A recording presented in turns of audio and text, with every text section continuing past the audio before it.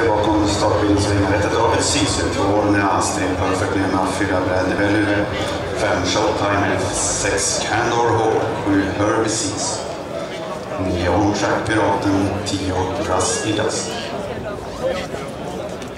Och det är 100 meter kvar till start.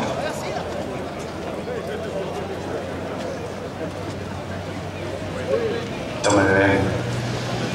Vi har David Sisu, fått loppet till Rusty Dust, knappt Bellew. 4 Bellew får i ryggen till David Sisu, och för 3 Perfectly Enough.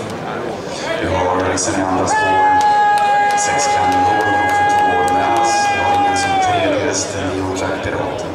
Som fjärde häst på innerspår får vi nu 6 Candor Hall.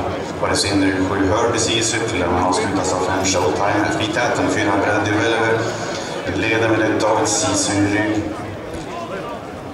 500 meter passeras på 12,1. Vi har som tredje häst 9 On Track Piraten. Och sen följer 6 Candor Hall. Diskvalificerad nummer 3, Perfectly Enough, Mörja Kihlström. Sen följer som femte häst på Herbie Seas. Jag har sin rygg 5 Showtime. För medieklunga följer nu 2 Orneas. Efter den har vi 10 Rusty Dust. Men i täten i 2-3 längdersledning ser vi 4 Bradley Bellew, närmast följd av ett David Sisu, 9 On Track Piraten, 6 Candor Hall, 7 Herbie Seas, 5 Showtime efter 2 Orneas och 10 Rusty Dust. I mindre än 1200 meter till mål strax och mot varning för 4 Bradley Bellew. Passerar 1000 meter på 15,0, leder med 2 längder, närmast följd av ett David Sisu, 9 On Track Piraten, fram i andra spår, han ser 7 Herbie Seas. Med rygg följer där 5 Showtime, också med i andra spår 2 Orneas. Vi har ute på slut och arbete med 4 Bradley Bellew i täten. Ett David Sisu följer rygg. Vi har först i andra spår 7 Herbie Seas. Innan som tredjedels följer 9 On Track Piraten. Vi har med sen i andra spår 5 Showtime.